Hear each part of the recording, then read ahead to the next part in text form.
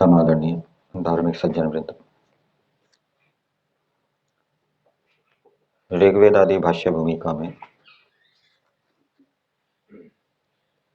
ईश्वर प्रार्थना विषय में महर्षि दयानंद जी ने वेद भाष्य प्रारंभ करते समय अनेक मंत्रों के माध्यम से ईश्वर की स्तुति प्रार्थना की है। उनमें से कुछ अथर्ववेद के मंत्र भी हैं। उन अथर्ववेद के मंत्रों में एक मंत्र है, यो भूतम च भव्यम च सर्वम यश्चाधितिष्ठति स्वर यस्य च केवलम तस्मै ज्येष्ठाय ब्रह्मणे नमः। इसके नीचे 3 मंत्र और दिए हैं, वो भी अथर्ववेद के हैं और ये मंत्र अथर्ववेद में 10वें कांड में है। अथर्ववेद संहिता के अंदर 10वें कांड में एक सर्वाधार वर्णन सूक्त है और इस सूक्त में 44 मंत्र है और इस सूक्त का देवता है स्कंभ या आत्मा। अर्थात इस सूक्त में जो 44 मंत्र हैं, उन 44 मंत्रों में ऐसा समझना चाहिए परमेश्वर के विषय में बताया गया है। और ये जो आगे के 3 मंत्र हैं, ये इस 7वें सूक्त में है, 10वें कांड के। और भी इसमें मंत्र हैं, जैसे यत्र लोकांश च कोशांश चापो ब्रह्म जना विदुः असच्च यत्र सच्च अंतः स्कंभम तम ब्रूहि कतमा स्विद्देव सह। फिर यत् परमम अवमम यच्च मध्यमम प्रजापति ससृजे विश्व रूपम।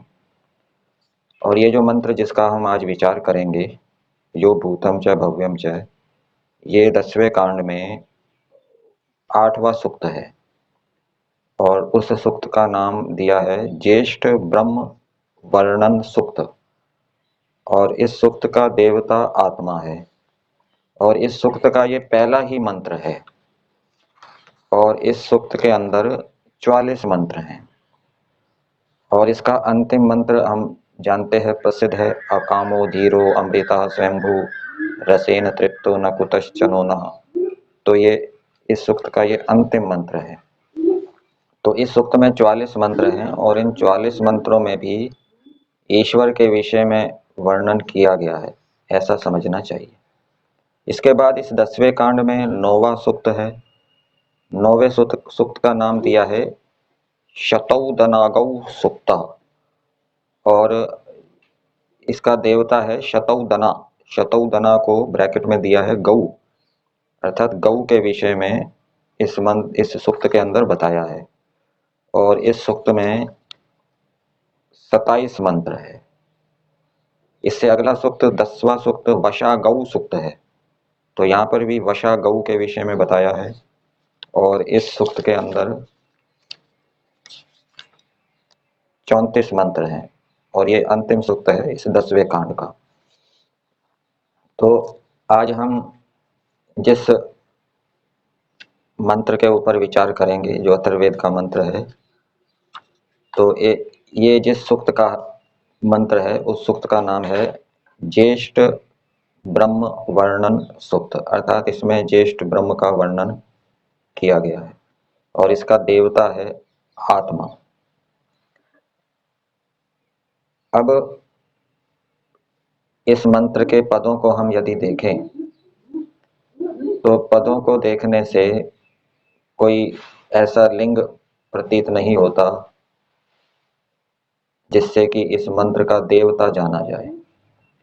ये भी अनादिष्ट देवता मंत्र समझना चाहिए।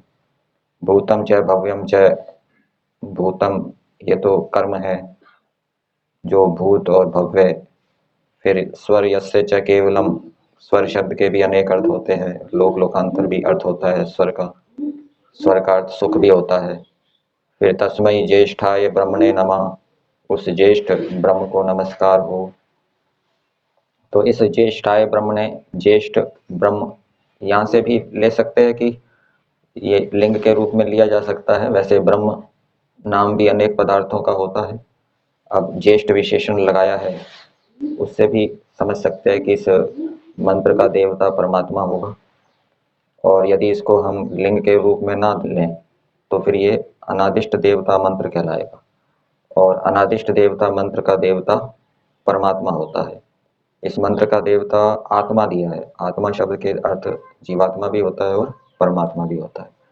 तो इसका परमेश्वर परक अर्थ महर्षि दयानंद जी ने किया है। यो भूतम च भव्यम च सर्वम यश्चाधितिष्ठति। अब ये सर्वम भूतम भव्यम का विशेषण के रूप में है, उसकी विशेषता को बता रहा है। अथवा सर्वम के ये विशेषण है भूतम भव्यम, अथवा सर्वम इससे अलग है। क्रिया तो है अधितिष्ठति। यो भूतम च भव्यम च अधितिष्ठति, एक वाक्य ये हो जाएगा। फिर दूसरा वाक्य हो जाएगा यो जो यह सर्वम च अधिष्ठित अधितिष्ठति, दूसरा वाक्य ये हो जाएगा। और सर्वम का विशेषण के रूप में भी भूतम भव्यम को लिया जा सकता है, लेकिन महर्षि दयानंद जी ने यहाँ भूतम च भव्यम च इसको अलग लिया है, सर्वम को अलग लिया है। तो इस प्रकार से दो वाक्य बन गए, दो बातें बताई गई है इसमें। किसमें? यो भूतम च भव्यम च सर्वम यश्चाधितिष्ठति, इसमें दो बातें बताई है। पदों को देखने से ऐसा लगता है कि इसमें एक बात बताई गई है। तो पहली बात बताई, यो भूत भविष्यत वर्तमानान कालान, जो परमेश्वर भूत भविष्यत और वर्तमान इन तीनों कालों का अधिष्ठाता है। भूत से यहाँ भूतकाल लिया है, भूत का अर्थ प्राणी भी होता है, और भव्य से अर्थ यहाँ भविष्य काल लिया है। और वर्तमान के लिए कोई शब्द नहीं दिया, तो चकार से, ये जो दो चकार प्रयोग किए हैं उससे वर्तमान काल का भी ग्रहण कर दिया है। तो पहली बात ये बताई कि परमेश्वर तीनों कालों का अधिष्ठाता है। और दूसरी बात बताई, यो सर्वम अधितिष्ठति, जो सबका अधिष्ठाता है। सबसे यहाँ पर जगत लिया है, सर्वम जगत अधितिष्ठति, तो जो सब जगत का अधिष्ठाता है। फिर आगे दिया है, सारे जगत का अधिष्ठाता होता हुआ, जो परमेश्वर सारा सर्व अधिष्ठाता सन सारे जगत का अधिष्ठाता होता हुआ, कालाद ऊर्ध्वम विराजमानो अस्ति, काल के ऊपर विराजमान है। तो यहाँ से दो बातें क्या निकल कर आ रही हैं कि एक तो जगत के अंदर जितने भी पदार्थ हैं उन सब का अधिष्ठाता स्वामी परमेश्वर है, भूतकाल। और दूसरी बात, भूतकाल में जितने पदार्थ हुए उनका नियंता परमेश्वर था। वर्तमान काल में जितने पदार्थ हैं इस संसार के अंदर उनका नियंता परमेश्वर है, नियमन करने वाला, नियंत्रण करने वाला।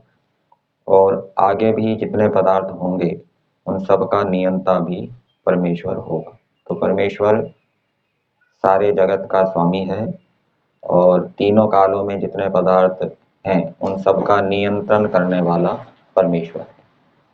हिंदी भाग में दिया है भाषार्थ में, जो परमेश्वर एक भूतकाल जो व्यतीत हो गया, च अनेक चकारों से दूसरा वर्तमान है, भव्यम च और तीसरा भविष्यत जो होने वाला है।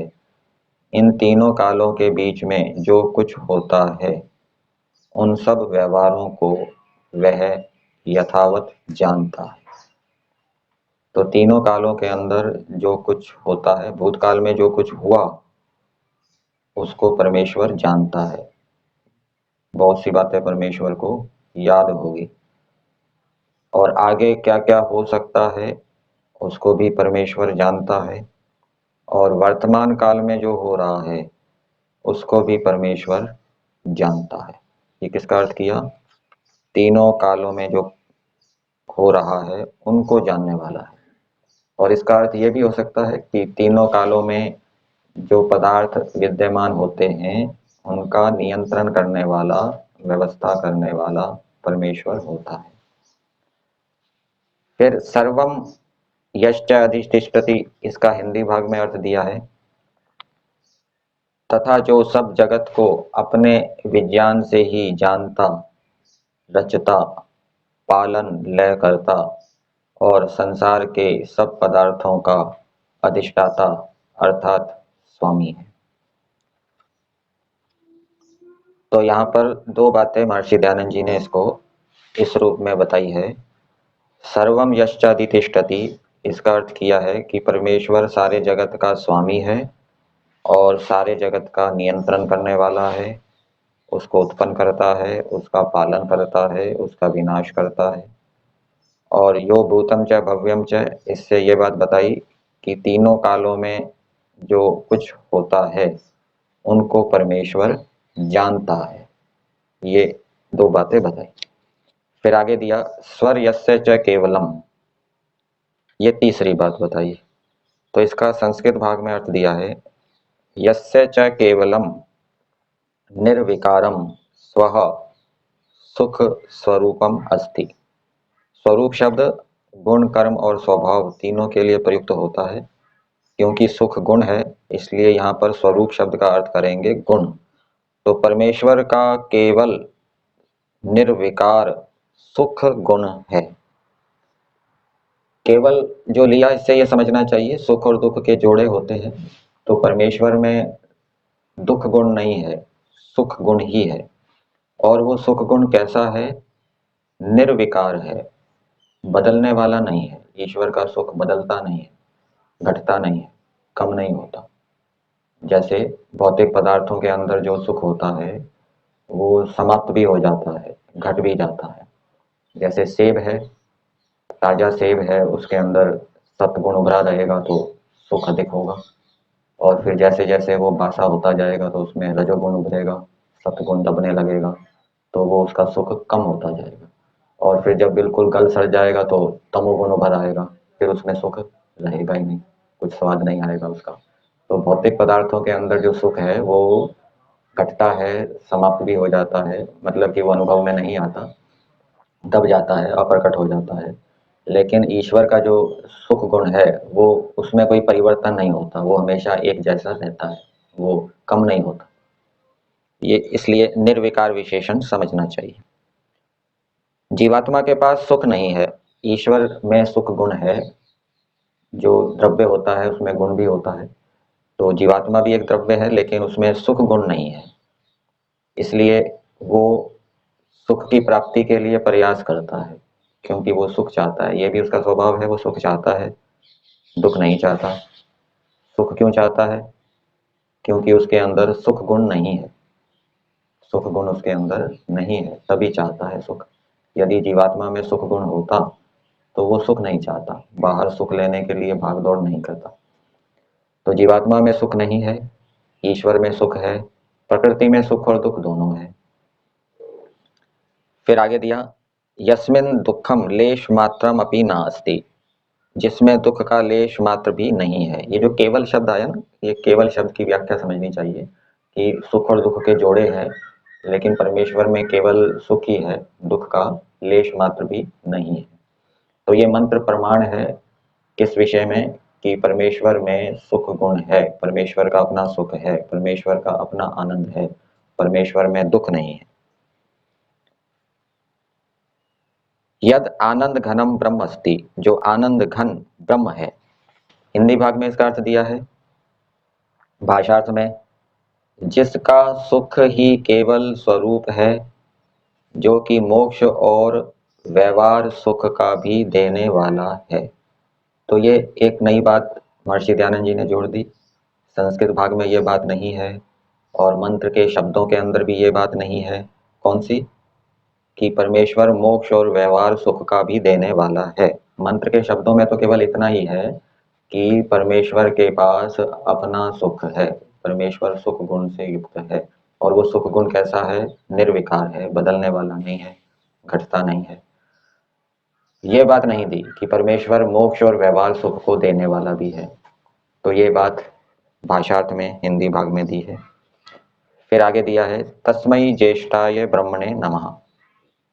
संस्कृत भाग में इसका अर्थ दिया है तस्मै ज्येष्ठाय। ज्येष्ठ का अर्थ किया है सर्वोत्कृष्ट, सबसे उत्कृष्ट। परमेश्वर के गुण कर्म स्वभाव सबसे उत्कृष्ट हैं। परमेश्वर के गुण कर्म स्वभाव के तुल्य अन्य किसी पदार्थ के गुण कर्म स्वभाव नहीं है। तो ऐसे ब्रह्म के लिए तस्मै ज्येष्ठाय ब्रह्मणे महते, ये ज्येष्ठ का एक दूसरा अर्थ कर दिया। ज्येष्ठ का एक अर्थ तो किया सर्वोत्कृष्ट, और ज्येष्ठ का दूसरा अर्थ किया बड़ा। परमेश्वर बड़ा है, परमेश्वर में सबसे अधिक गुण कर्म स्वभाव हैं, गुण कर्म स्वभावों की दृष्टि से वो बड़ा है, और वो गुण कर्म स्वभाव उत्कृष्ट भी है। तो ऐसे ब्रह्म के लिए अत्यंतम नमो अस्तु नः। मंत्र में केवल नमः दिया है, लेकिन महर्षि दयानंद जी ने क्या किया? भाष्य नमः के साथ एक विशेषण और जोड़ दिया कि ऐसे परमेश्वर का हमारा अत्यंत नमस्कार हो, अर्थात हम अत्यंत उसकी आज्ञा का पालन करें। भाषार्थ में हिंदी भाग में दिया है ज्येष्ठ अर्थात सबसे बड़ा, सब सामर्थ्य से युक्त। ये सब सामर्थ्य से युक्त संस्कृत भाग में नहीं दिया। तो ज्येष्ठ के तीन अर्थ हो गए, एक तो सर्वोत्कृष्ट, परमेश्वर के गुण कर्म स्वभाव सबसे बढ़िया है और सबसे अधिक हैं, और तीसरा अर्थ हो गया सब सामर्थ्य से युक्त है। ऐसा ब्रह्म जो है, जो परमात्मा है, उसको अत्यंत प्रेम से हमारा नमस्कार हो। अत्यंत नमो अस्ति अस्तु संस्कृत भाग में दिया है अत्यंत नमो अस्तु। तो हिंदी भाग में क्या दिया? ऐसे परमेश्वर को हम अत्यंत प्रेम से उसकी आज्ञा का पालन करें। ठीक है, नमो अस्तु, अत्यंत प्रेम से नमस्कार हो, अत्यंत प्रेम से उसकी स्तुति करें, अत्यंत प्रेम से उससे मांगे, और अत्यंत प्रेम से उसकी आज्ञा का पालन करें।